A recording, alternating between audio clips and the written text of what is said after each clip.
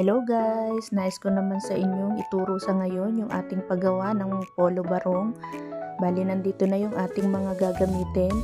Yung collar, gayon din yung manggas, yung ating front side, back side, at saka yung ating pang placket.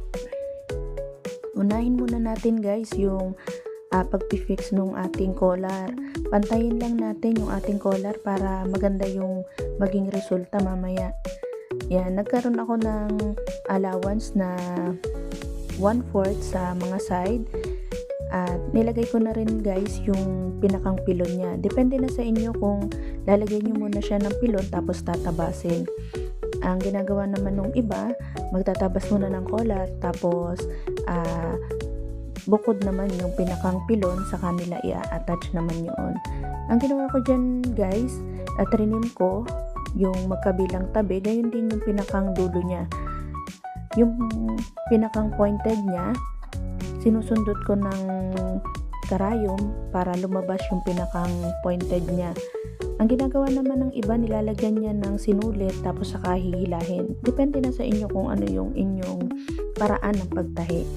Tapos nilagyan ko siya guys ng 1/8 doon sa pasada sa backside ng collar niya para hindi gumagalaw yung collar. Kapag halimbawa na i-fix na natin siya guys, ating lalagyan ng pin tapos papasadahan natin siya muli. Ang paraan na ito guys para lang hindi gagalaw yung ating collar na yan pag nag-attach na tayo dun sa pinakang front side ng collar niya. Yan.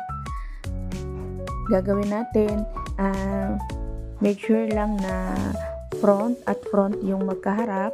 Tapos yung pinakang gitna niya, kunin natin yung center tapos lagyan natin ng nut para madali nating mapagpantay yung dalawang parte. Yan. O kaya gumamit tayo ng pinakang pantanda natin na madali nating makuha yung gitna. Yan. Pasadahan lang natin yung pinakang front side niya.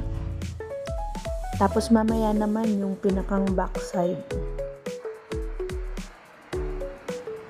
Yan. Ang ginagawa guys nung iba, nagsisimula naman sila doon sa gitna, papunta naman doon sa pinakang dulo.